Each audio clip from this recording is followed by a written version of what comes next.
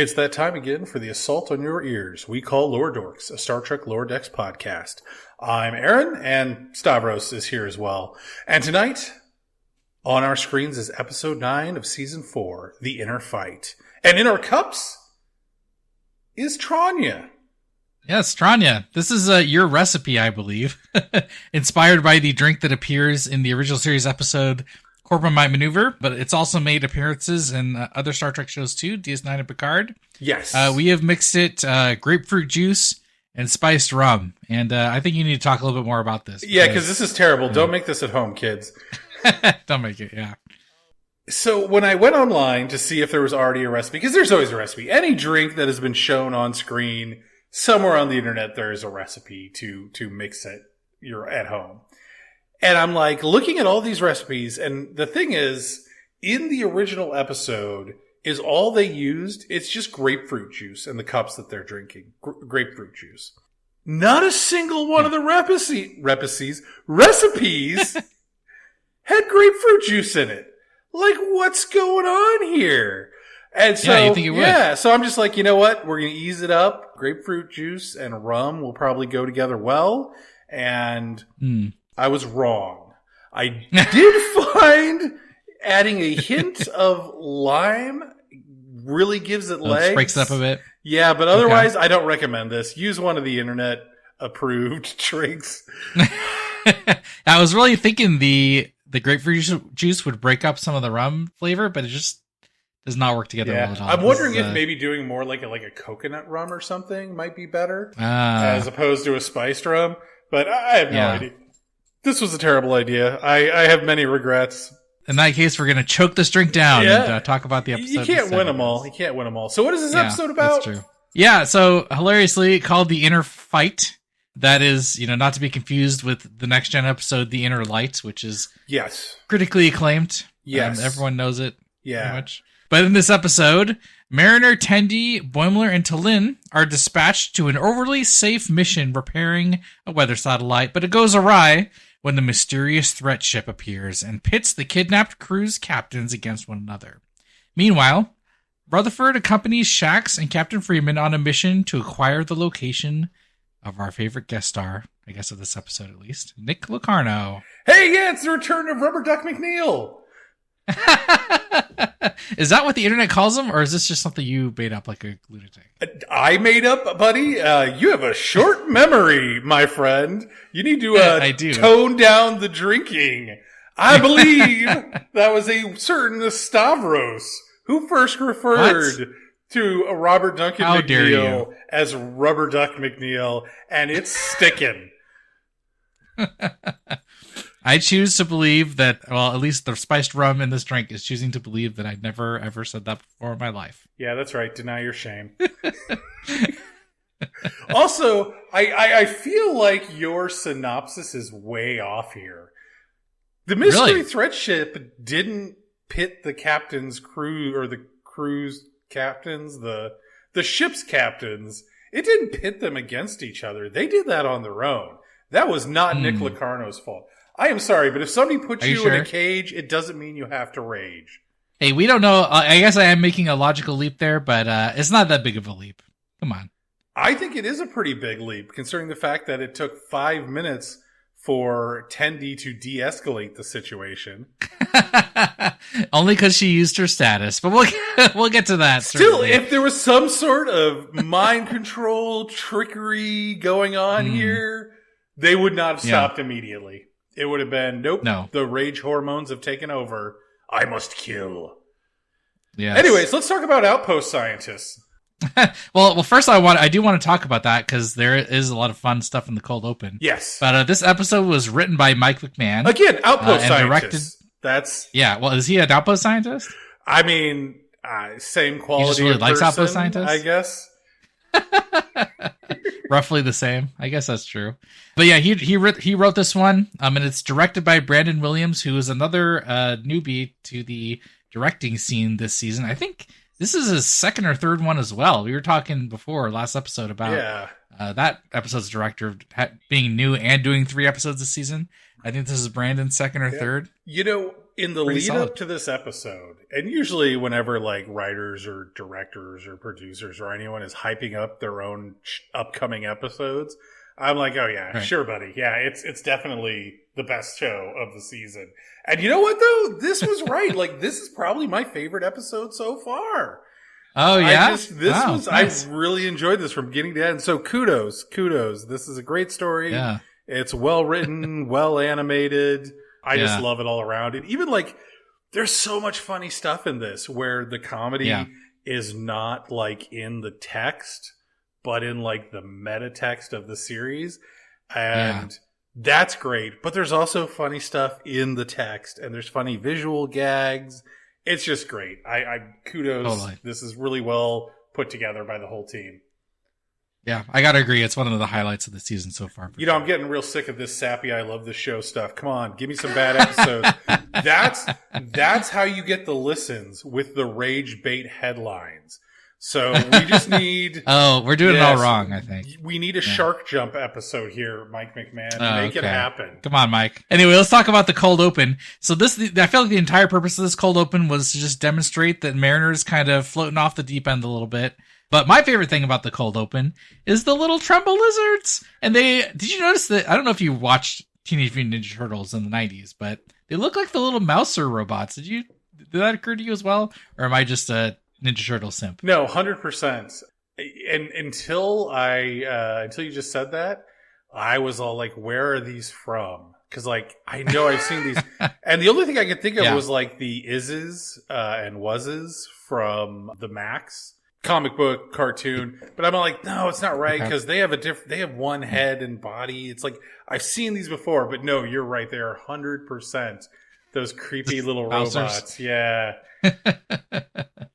They're pretty cute. They're not up to Moopsy levels. I don't think they're going to resonate with the internet quite as much as Moopsy. But, I don't know. Pretty cute. I feel like they're on par, I mean.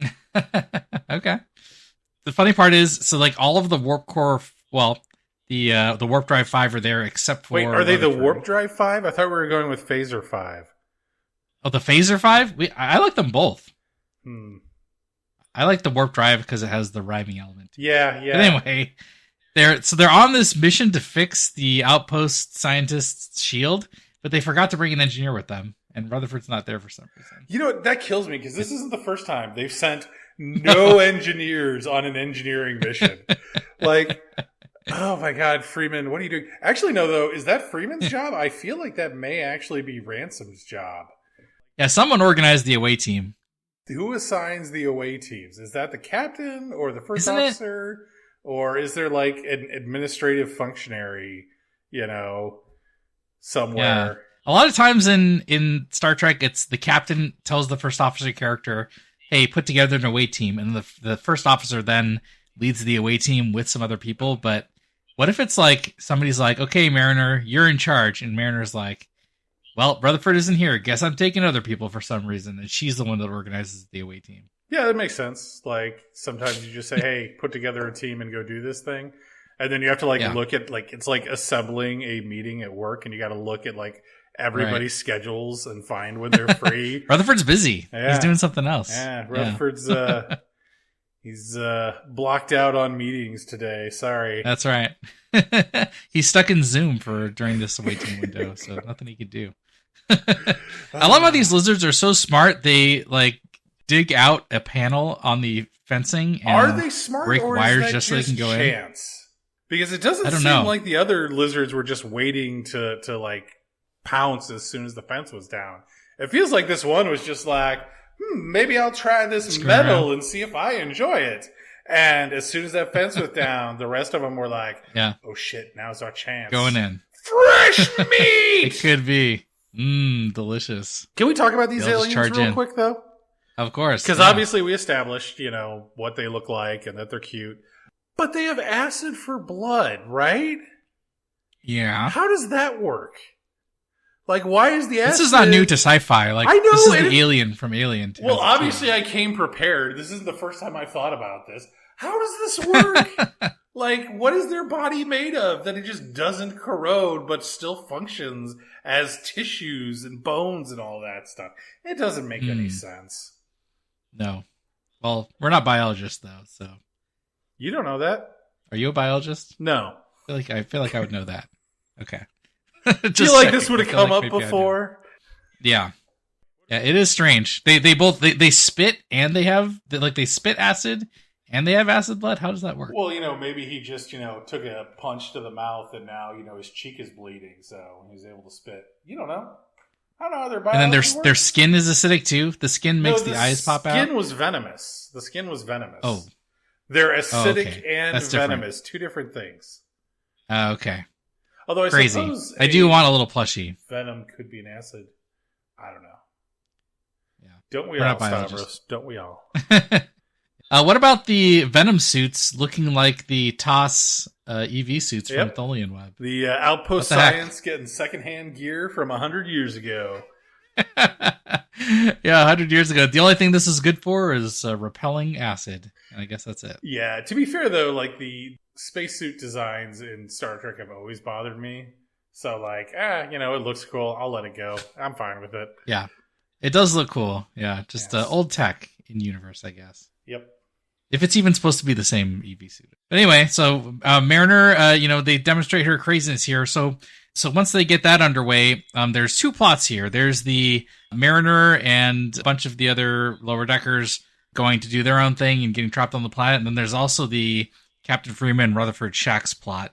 Let's talk about the Captain Freeman plot first, because the Mariner and Company plot just leads into the Metaplot, which I want to get to towards the end here. I think we need to talk about the briefing before we even get there, though. Okay. So, what do you want to talk about with the briefing? I mean, where to begin? I mean, first off, the people they're looking for. Why are they looking for these people? Supposedly, they're former Starfleet officers who, are jilted by, the Federation. And now, I don't know, what's like the end goal with these people? Obviously, 7 of 9 and Picard was established that she was rejected by Starfleet, right? She wasn't given like a official commission when she got back. Beverly Crusher in Picard. Oh, in Picard, she left, right? She leaves too, yeah. I think so. I've seen some people talk about, it's like this is right around the time where she leaves Starfleet. Yeah. And then, who was the other two? There was Thomas Riker. I love that they called him back. He is one of my favorite scenes in the entire series when he steals the Defiant. And he's posing as he pulls William Riker. the beard off. And he pulls, not the beard, just the sideburn part to reveal he actually has a goatee. It is such the greatest evil doppelganger reveal ever. Like, there's no way they didn't know how hilarious that was going to look on screen. There had to be some guy. Absolutely. Yeah. Somebody had to know how hilarious that was. Yeah, so, but the last time we saw him, he was on his way to Cardassian prison. And Cardassian prisons are not forgiving. Not a joke. Yeah. I know there was there like he made it through. Yeah. I think there was a book or a short story or something where the Cardassians eventually abandon the prison he's in. And he winds up, helping the prisoners establish a new society. So it's basically Space Australia.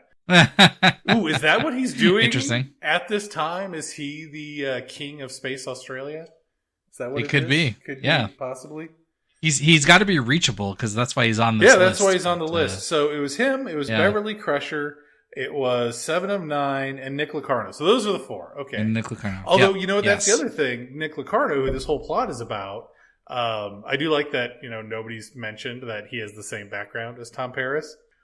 But I feel like there are a lot of opportunities for jokes about Tom Paris versus Nick Lucarno here, but you got to think he's only in we're getting ahead of ourselves here, but he's only in the episode for a few seconds. Yes. So maybe they're saving it for episode 10. Yeah, there'll probably be jokes about it at that point. But the other thing is, this really puts to bed that fan theory that Nick Lucarno is Tom Paris. Yes, and you're absolutely right. They're different people. Yeah, Nick Lucarno is just like a pseudonym. That's not. Is it a pseudonym, right? Or a pen name? I don't know. What do you call it? I heard he changed his name. Yeah, he went under a different name to avoid nepotism. Yeah, which I would hope by the time Starfleet and the Federation comes around and it's a utopian future, we would have weeded out all the nepo babies. We would have, I think so. I know genetic engineering is illegal, but I feel like, just like they make exceptions for, deadly genetic disorders, they would probably Also make exceptions for nepotism. Yeah. Just chop that gene right out of there. Yeah. Well, yeah, that whole thing is torpedoed now because he's a confirmed different person. Just looks a lot like Tom Paris, that's all. Maybe we'll get lucky and Tom Paris and Nick Locarno will meet in the final episode. I can only hope. I seriously hope that happens. Tom Paris is like impersonating Lucarno or something like that. I can only imagine the hilarity that could ensue here.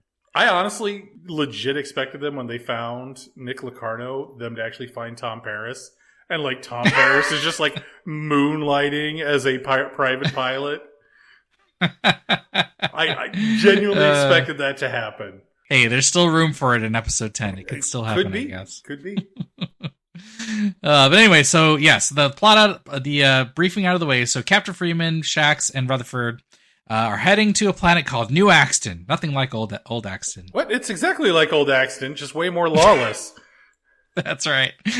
I got to admit, the guy who does Shax, he delivers one-liners just fantastically. So deadpan. Yeah, he's great. Yeah, it's just good.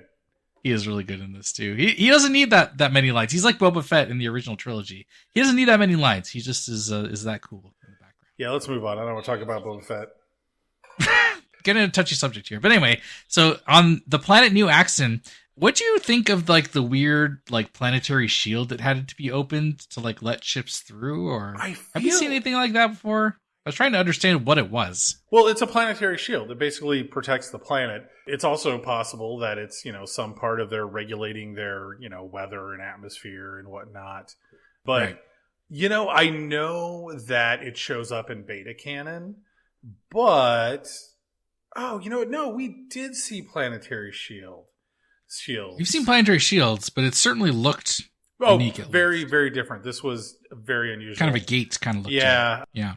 Because we saw them in Discovery, and you know what? I think there was one in TNG too. Oh, there's one in Voyager as well, right? Oh, who were those guys? The hybrid Cardassian Bajorans. The Kraylor, right? The Kraylor had a planetary shield. Oh, right. Yes. I think they've shown up pretty commonly. Pretty commonly. They've showed up frequently. How's that? That sounds better. Yeah, there you go. That sounds better. I just haven't seen one that quite looks like this. No, but kind of interesting little art design. I think for a defense thing, like otherwise you have to shut down the shield every time somebody wants to beam down or, land on the planet. But if there's, that ring up there, you just pass right through it. But yeah, so they do end up landing to go after the information on Lucarno. I love the Starfleet pants pockets gag. That was amazing. I love that gag because we've had that conversation about why the Enterprise uniforms are my favorite uniforms. Yeah, they got the little zipper They have pockets. They're functional. And lo and behold, they had pockets the whole time in TNG. All right, I guess no. To Rutherford's surprise. Yeah. Well, actually, these are different than the late TNG uniforms. So, I guess they're closer to the movie / DS9 era uniforms. But even then, I don't think those had pockets. Yeah. No, I don't think so. Love and it. I love in the very next scene when Captain Freeman is talking to the bouncer, Rutherford just has his hands in his pockets. That was a great little touch there. I loved it. Like I said, really well put together. Pockets now canon. Yeah, great gag. Wonder if they'll revisit it in the future. Probably not. Yeah, probably not. But Pockets of course, will be forgotten. This alien planet, I love this planet. Yeah. There's a level of ridiculousness that it's just kind of hard to accept. Like they're going to the pickpocket district. Yeah. Is that the way they say it? It sounds official too. It's not like a nickname or something. It's just called the pickpocket district. It can't be the district where pickpocketing happens. That has to be it's like a touristy thing, right? Welcome to Lawless New Axton. Head on down to the pickpocket district. Because it's like part of their marketing spiel. Yeah, you go to Frankenar and everything is casino themed. You go to New Axton, everything's crime themed. And I love the running gag that everybody's like, we're not a lawless society here, despite what Starfleet thinks. And I actually think they are, and they're just dicks. Yeah. Yeah, and the Captain Freeman, let's talk about Captain Freeman's strategy here. I mean, first off, apparently the Starfleet Academy course on rogues and racketeers, I love that seminar that's a thing. really paid off. Yeah. And like when I heard that, I'm like, Jesus, no wonder like unaffiliated worlds, like no wonder those people just hate the Federation. No one takes Starfleet seriously. They portray them as all being like lawless hellholes, and they literally have courses on how to interact with these people, and it's based around, and it worked. And yeah, it paid off apparently. Captain Freeman and Billups are the experts on dealing with rogues and racketeers. I love that reveal Apparently. that it was Billups all along. But why Billups? Why was it not somebody from security? I was thinking about that, and the thing is, like, Shax has the body silhouette that would be too easily identified. So what's the alternative? Is he has his old security team. We've seen all these other security people. Could have been any. You of want them. to be Merp? Like Little Merp or whatever it's called? Whatever that guy's name is? Big Merp or Sleepy Merp? Not Big Merp. Sleepy Merp. Yeah, that's the one. No, I'm Sleepy Merp to like. But even Shax, why couldn't they do Shax? It's not like Shax has some unique body shape, right? Yeah, like, that's what I'm saying. Hey, that guy's a bodybuilder. Clearly, he must be Shax. Like, what? Hey, maybe Billups has some experience. He aced that course at the academy, so he's a little specialized. Got a little specialized job as a. I desperately want to know why that decision was made. Like, it could have been Miggly Mo, at that point. I mean, it could have been anyone. God. We're going to talk more about Miggly Mo later, too, but yeah, Captain Freeman's strategy pays off.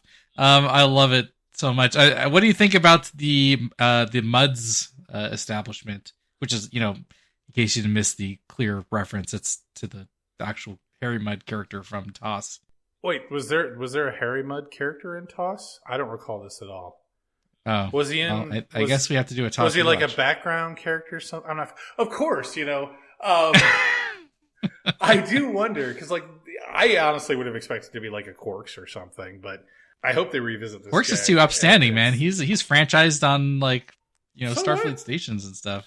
But here's the thing. He's gone legit. This obviously can't be Harry Mudd's establishment. Harry Mudd's probably dead by now. He's long gone. Maybe it's his name kid. perseveres. Yeah. So maybe this is a franchised establishment, and the Federation is just like, no, you can't open franchises anywhere near the Federation. You and your weird robot sex slaves, get out of here. But inside the Mudd establishment, there are all kinds of crazy aliens that we haven't seen in the show for a long time, and even some new ones. Seen and unseen, brand new ones. I mean, like, yeah. We got the pig aliens from the pilot. We got those crystal worshipping aliens. There's Tamaranians, Gorns. Was the bartender a Tellarite? Was he supposed to be a Tellarite, or was he something new? I thought he was just like a chunky Klingon, but I was not sure about that. But he doesn't have the proper cranial ridges. Yeah, it's very subdued. Yeah. We got a brand new cat person. Have we seen that person before? Yes, a new cat person. Yeah, it's in the style of Dr. Ta'ana, so that was fun. Well, a little bit. Same kind of cat person. Yeah, I guess that is true. It is that kind of cat person, just a different type of cat, And what is the green grasshopper alien? Have we seen that before? No, I think that must have been a completely new one. God, and that's one of many. Like, when we see, what's his name? Eric's species.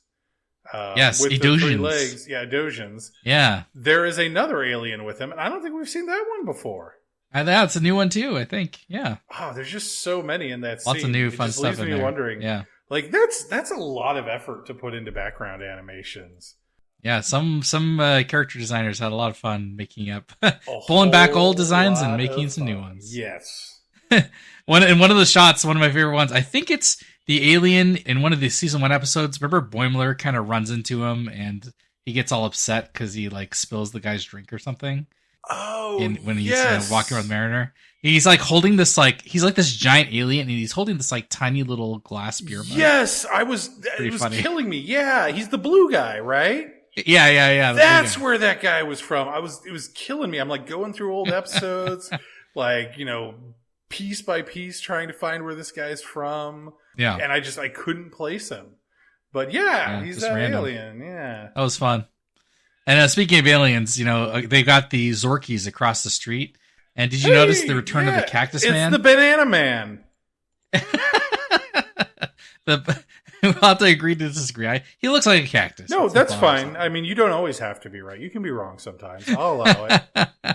Yeah. And of course, perhaps the best alien of them all is the I don't know, they don't give him a name, but it's the Balok puppet. Yes, the Balok The Return of the Balok puppet. From Yes. the Corbinite maneuver. Yeah. So that's what right. kills me about this alien Yeah. showing up now is it raises a lot of questions. Because Yeah. this is clearly the same species that the puppet was, right? So did Balok just like mirror He made a puppet of a real alien. a real Yes. alien? But not only that, the whole point of that alien existing was to be like an imposing figure when he spoke Yeah. to the lesser species, right? Did Yeah. he choose a midget race, like a little tiny race, to be that I guess so. imposing figure? Why would he do that? It doesn't make any sense. It looks good on the view screen, I guess. That's why I wonder if Balok maybe chose that's it. like an old version. Because, like, Balok was played by, was it Clint Howard? Clint Howard, right? I think so, yeah. And he is as a child. And that was it. Right. Balok species look like children. That's not imposing or intimidating. Children with the voice Right. of fully grown adults. It's creepy as fuck, but not intimidating. Not weird at all. Yeah. Yeah. So maybe like this guy is like the old version of that species. Like Balok is like the middle-aged version. And this guy Yeah. is what they look like when they're older. And like that's why he moves so robotically. Like his motor functions are starting to fail. That could be it. I love how we're trying to find, because I mean, let's be honest, the way that the animation and sound effects in the show, it's heavily implied that he like is basically a robot. He even makes robot sounds when his arms move. Yeah.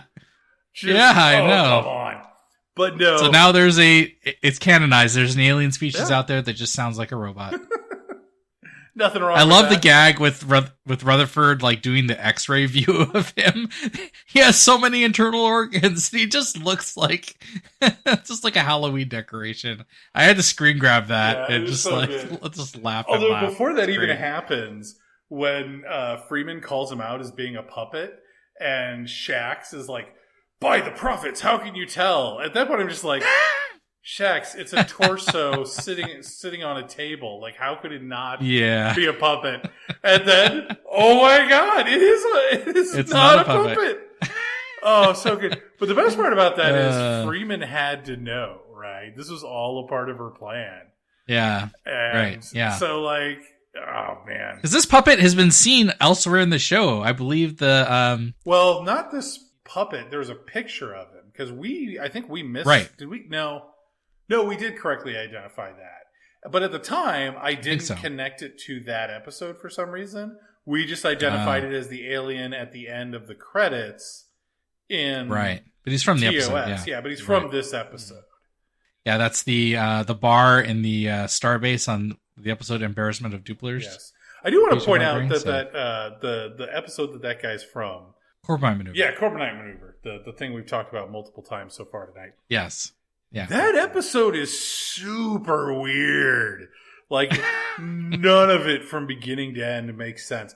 I want to know what they were on when that episode got approved. When somebody read It was the 60s, man. and they're like, Yeah. like there's an make this. insubordinate crew member who freaks out at the drop of the hat, and they're like, yeah, go be an ambassador to this alien species. Like what? The super advanced aliens who use a just piss poor puppet to try and intimidate people. Like none of it makes any sense. No, I need to watch that one again, but I do remember it being completely off the wall. I don't recommend it. Do not recommend it. No, No. it's not rewatchable. No, fair enough.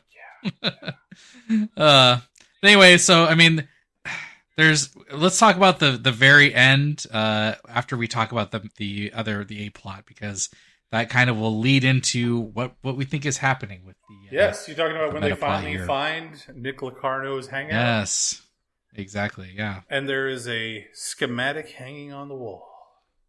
Yes, of an very all too dramatic. familiar ship. So that we know what that means. But we'll talk about the implications after the other plot. So are we missing anything on the new Axon plot that we need to talk about? 100%. We are missing so much stuff on that plot. I just don't know what it is.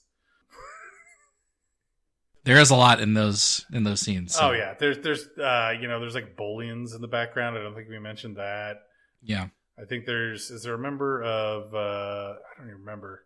Is there like a member of Morn species in the background somewhere? I don't know. There's so much shit going on. See that.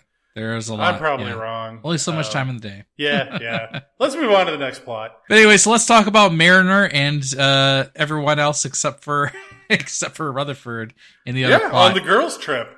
Yeah, the girls' trip and Boimler. That was a great joke. I love in the briefing, they get called into the meeting room and they're like, has everyone noticed that there's this problem with Mariner? Like, she's not here either. And even Captain Freeman comes in and goes, what's going on? And they're like, yeah, there's something wrong. Yes. Well, there's no time for the counselor. We need to send her on a mission. Well, I mean, it was to keep her busy. But here's the thing. The reveal at the end makes this whole episode make even more sense. Yes, I completely agree. Yes, That's like great. you would do that exact thing. Like her mother has to know about Mariner's connection to Nick, right? Yeah, she must, right? I mean, it's got to be. Yeah, there's no way her mother didn't know. Especially given how high profile that whole situation in First Duty was. Like, she had to have, like, looked into it. There had to have been a conversation at some point about that. I feel like, yeah. No way she didn't know. Must be.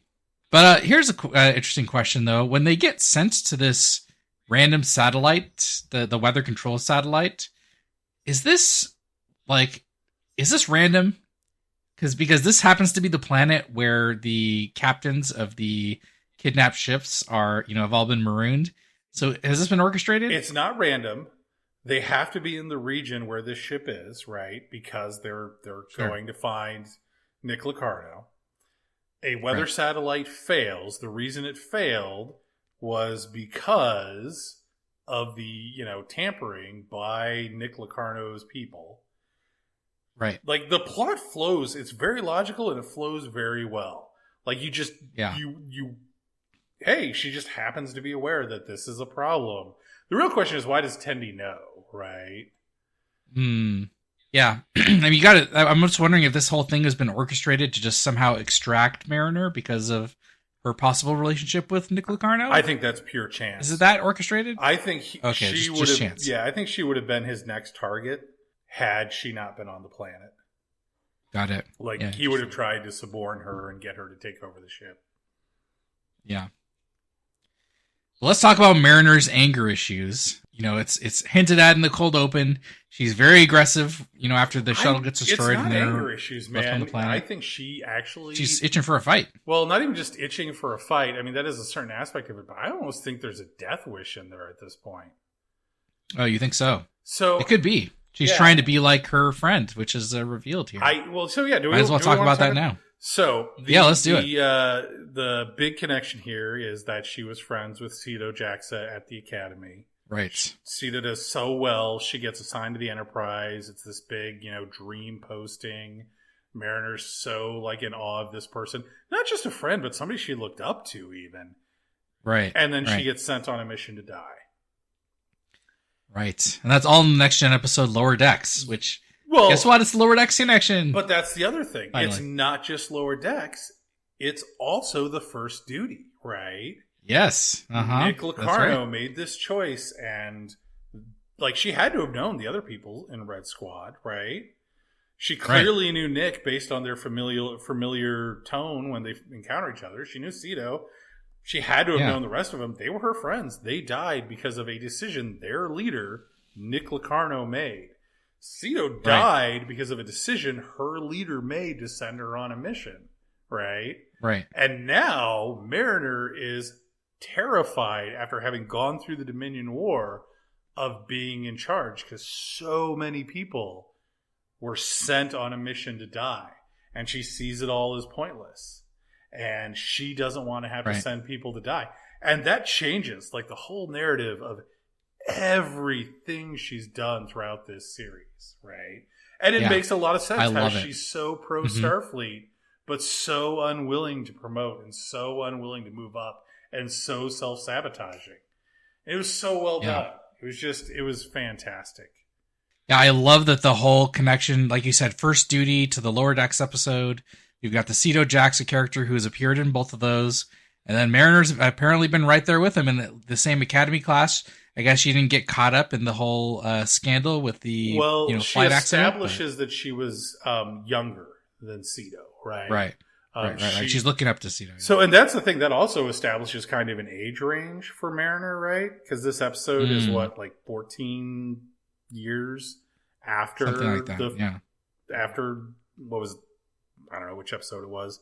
First city. Probably. Yeah. So that establishes that she was probably around, 16, because that's like the range where legacy characters or legacy people kind of start to try and apply to Starfleet. Seeing how Mariner is, she probably got in on her first try, unlike Wesley, who's, too busy being a mama's boy to pass his exams. Although this also kills one of the Lower Decks fan theories that Mariner grew up on the Enterprise.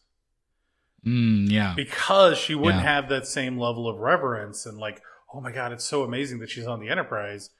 She grew up on the Enterprise. Why would she be so amazed by that, Yeah, I like this. It makes much more sense, logically speaking. So I'm a big fan of how this whole backstory of Mariner is unfolding. Yeah, so like I said, I like it a lot. Really well put together. And it's one of those where you use a reveal to change an existing narrative without it being a retcon. You just add an extra detail that changes context. And that was really well done.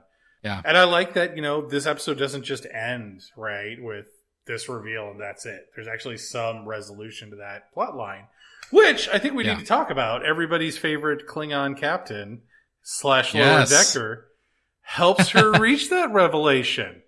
I love it. Way to go. Ma'a. Yeah, Ma'a, yeah. Klingon captain, apparently also a better counselor than Miglimo.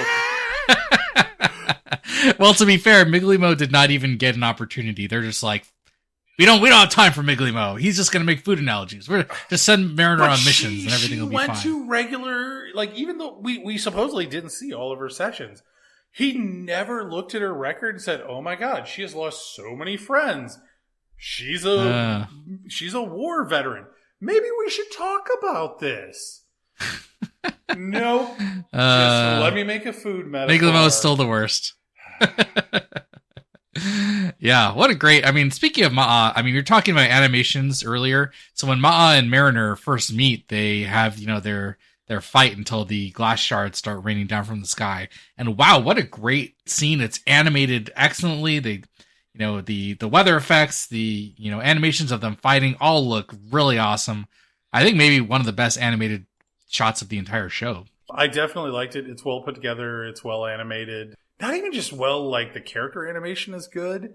Because, normally in animation, the background is usually a painting, right? And it is here, too. Sure. But it's also animated. And I'm betting a lot of that is digital because a lot of it's just lighting. But holy crap, that is a lot of effort to really set atmosphere. And you don't usually get that in animation. Yeah. Also, apparently, it was really cool. Rains glass on this planet. How does that even work? So, we need to have a meteorologist on this show. Fun fact, there are actually planets that they suspect it will rain glass on, right? But really? I don't know. But I think the wind levels and the heat and the atmosphere density you would need to make that happen would not be habitable to humans. This breathable. Is not an M-class planet. Probably not. Yeah. Yes. It's interesting to hear that it's possible, though.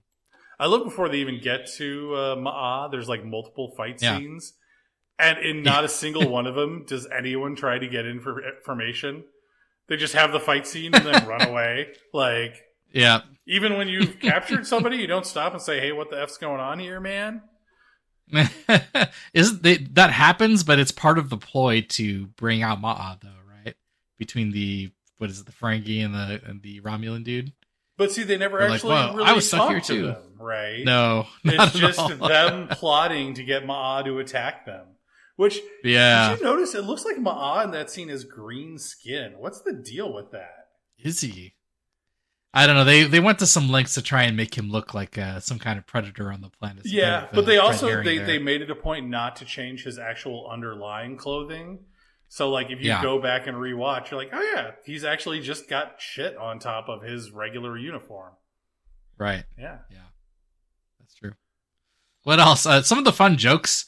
I like where Mariner's like, yeah, we need to go out there and bring it. And T'Lyn is like, perhaps we should find shelter before anything is brought. And I thought that was the fun little wordplay. Yes. It was a fun little joke. Talin continues to have the really good dry humor. Oh yeah, Return of Talin. How did we not cover this? Aaron, how do you feel about Talin being back after like a 2 or 3 episode absence? Was it the best episode? Is that why it's the best episode of the season so far for you? No. Like, if Talin hadn't been in this episode, it would have been fine. So you say. Did you notice, though, that, like, she refers to Boimler as Mr. Boimler, and Boimler refers to her as T? Yeah, they got the little nickname thing going on there. Yes. Though I feel like Talin is probably exasperated by that. She doesn't say anything, though. Yeah, well, she's Vulcan. They're like that. That's true. Although, is exasperated an emotion? Maybe that's why. I think so, yeah. I'm not good with emotions. Yeah, I mean, that much is clear. But, she has a history of letting her emotions out a little bit, so, could have come out, I guess. But there's a scene a shot in, the Ma'a counseling session where Ma'a says some words in Klingon that the closed captions just don't even bother telling you what they are. He says a lot of words in Klingon. Yeah. At least it says, he says humans have tuduj, which is Klingon for like bravery and courage. But there's a sentence where he says something in Klingon, and I really want to know what it means, and I don't know how to phonetically type Klingon to have it translated. So he actually says that sentence, right? And then he immediately says another sentence with the same number of words. And I think that is supposed to be, it was honor your friend. And I think that's what he was saying. Okay. I buy that. That's in line with his message. So yeah, I am on board with that. It still bothers me that universal translators don't translate everything, even when there's a clear parallel. Yes. No one really knows how universal translators work. Rutherford just used his tricorder to translate stuff last episode, so how do they work? What can and can't they do? Nobody knows. They'll be having a conversation, and the alien will be talking, and he's all like, "We should all go and sit in our Grothmakar." And then everybody's like, "What's a Grothmakar?" Yeah, what? What the fuck? It's a chair. He's talking about a chair. Why does that not translate? It's a noun. That's a pretty big failure in your software, people. Someone who's this software engineer in charge of programming the translator? Get a grip, man. I feel like it's a 200-year-old legacy program, and nobody really understands how it works anymore. But some people can hack it to add new things. It's just spaghetti code. Yes. 24th century spaghetti code. 24th century. Makes sense. It's one line of code, but that line is 15 billion characters long. Would not surprise me at all. Interesting iconography in this episode. On the bird of prey's wing, there is this white icon symbol. Yeah. It's this kind of star with a circle around it. It's not even really like a star, though. It's just yeah. What is it, 5 points, I think? Yeah. Yeah. And that's. Yeah, I want to say star, but it's not a star. It's unclear what it is. And then when Lucarno shows up at the end, his jacket has the same symbol on the front of it as well. So, and it's weird because I was like, oh yeah, that makes sense. They did that to give visual cues that Locarno is working with the Klingons. And I'm like, but we literally saw earlier his ship flying away from the Klingon ship. Right. Like, how many clues do you need? I don't know. Maybe there's an explanation behind it. Or maybe at some point we'll see a bunch of other ships. And they'll all have that symbol on it, and that's why that symbol exists. I suspect, all of these kidnapped ships or missing ships, I suspect are part of one big fleet, which leads to, the big question here, so what's going on with the Metaplot? What do you think? I mean, my guess is that, he's putting together some kind of fleet for some kind of purpose. He's getting all of these lower decker types to mutiny on their captains at the very least. The captains were, marooned on that planet there.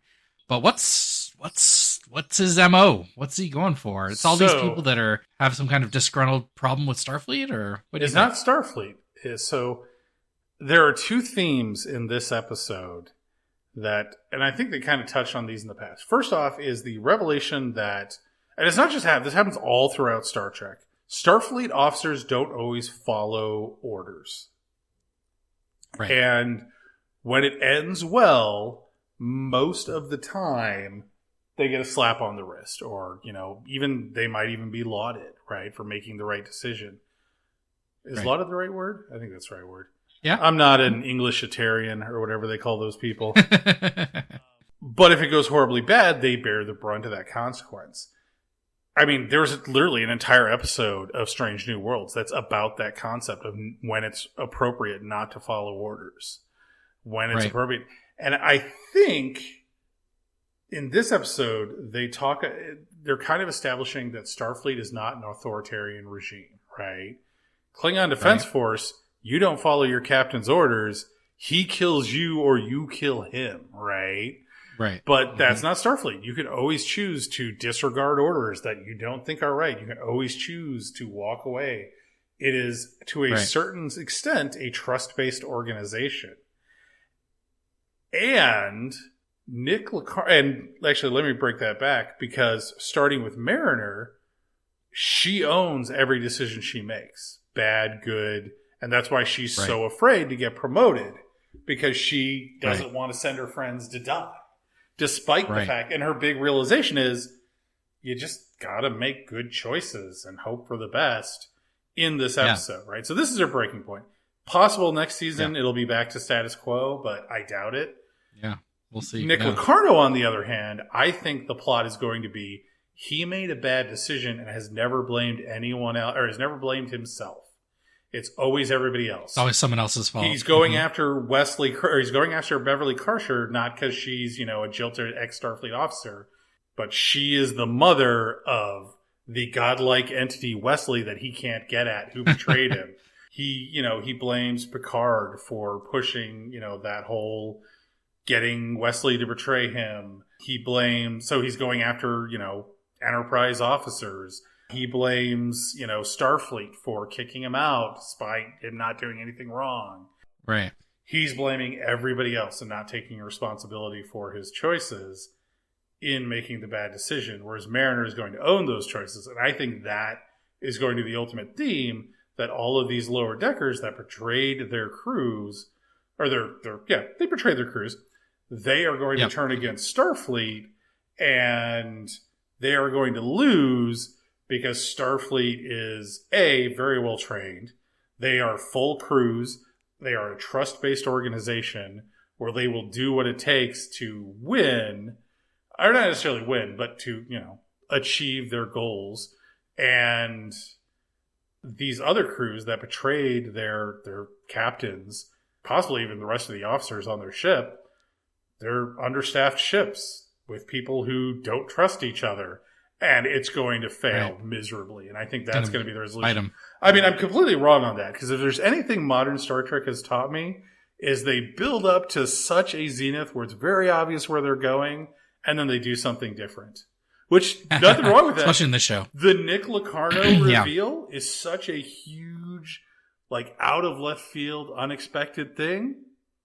More power to them. So maybe they'll do something even better. Yeah, I think you've definitely talked about the ideological difference, but what's he doing with all of these ships? What is his goal? He doesn't just have building the this ships. Band of pirates. Yeah, I think the end goal is to hurt Starfleet. He blames them for what happened to him. Yeah, and he doesn't. All these other guys also hate Starfleet. I think they all have different reasons. Yeah. So, we have the Ferengi ship who's in it for a profit. So let's attack Starfleet and loot the remains. You have the Romulan ship who it's all there are enemies and we just sit here doing nothing, twiddling our thumbs rather than actually making our schemes work, Right. What else do we see? So Orions? The Orions, I mean, who knows? They're pirates. They just want better loot. They weren't even the looters. They were a support ship, right? And they're we should have been given the opportunity to loot, just like the Ferengi. Right. Right. So I think that's what's going to wind up happening. It's going to be a whole fleet of ships all working towards their end goals. And it's going to fall apart. I don't even think it's going to be I hope it's not. Because that's one of the problems that I have, is that very often in television and movies and everything else, it's a deus ex machina. It's not even deus ex machina, but it's we had this sweet plan all along that saves the day that nobody knew about. And here, let's do a rewind showing all the steps you never saw. And I think I would prefer it to be and it would be very Star Trek if they succeed in the end, not because of some brilliant tactic or plan, but because this is who we are. We work together to build a better world.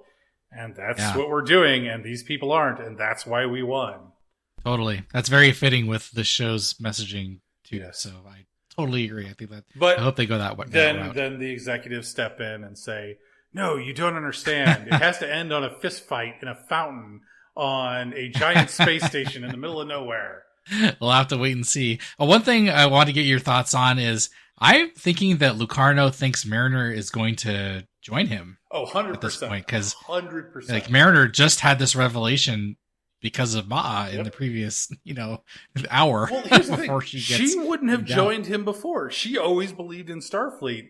He mistakes her rebellion for hating Starfleet, just like Ma'a did. Right. And I think that's going to be the crux of the plot. And I think it would be great if she turns the tables on him and says, oh yeah, I'll totally join you. And then just like he got the lower deckers on all those other ships to betray their crews, she betrays them. That would be great. I love it. Turnabout.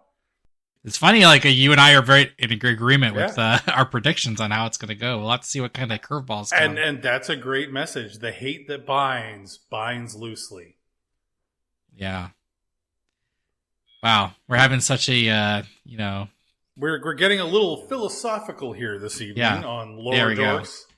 It's okay. That's the main message of the show, and I'm here for it. So. Meanwhile, the philosophy professor is sitting back in his armchair with his, his bathrobe and his robe and his pipe and he's saying, "You people know nothing of philosophy." Tut-tut. Well, you know what, philosophy professor? Who cares? Yeah, nobody cares. So, I think, is that it for the plots? And now we just got to go over all the fiddly bits that we forgot to talk about? Yeah, what did we forget? Any little bits that we forgot? What did the Bynar say? The Bynar say something in the scene where everybody's like giving their input and Mary's like, yeah. And then the Bynar say something and she responds with, "Too true, man." What did they say? I love what the Bynars, when they talk, during the Next Gen episode, I thought they kind of just talked with their computers, but in the animation, they talk by like making the little O face with their mouths. So like their vocal cords or something in their mouth is making sound. I didn't really realize that. Or maybe that's just the face they make when they're like sub-vocalizing, and that's what the computers pick up on. Yeah, it could be. Yeah, could be. Yeah, the closed captions does not assist with that either. So no. But I don't think it was supposed to. I think we're not supposed to know, and that's sadly the gag. Yeah. That's the joke. Do we want to talk about Rubber Duck McNeil's ship? And the oh, yeah. What minimalist hell is this? Yeah, do you think he just designed this from scratch? I mean, we got to see the blueprints, but 100%. This is something he built to not be recognizable. You know what though? Shit, Tom Paris was. Why couldn't Lucarno be? They're the same person, right? Yeah, they're the same character. Just one took a trip to the Delta Quadrant, and the other stayed home. Yeah, stayed on New Axton. Well, I mean, I think he probably stayed in a penal colony before that. But oh yeah, well. Although wait a minute, because I don't think Lucarno went to a penal colony. That was just Paris. Oh no, he was just ejected. Yeah, he was just ejected Paris from Starfleet. Went to jail. Yes, apparently murder. He could have been to jail since murder just gets you kicked out of school in the future. Yeah. He didn't really murder them. It was negligent homicide at best. It was an act. Yeah. Yeah. Yeah, you're right. I don't know. I could talk about this episode for days. Like, where did they get the bounty hunter ship?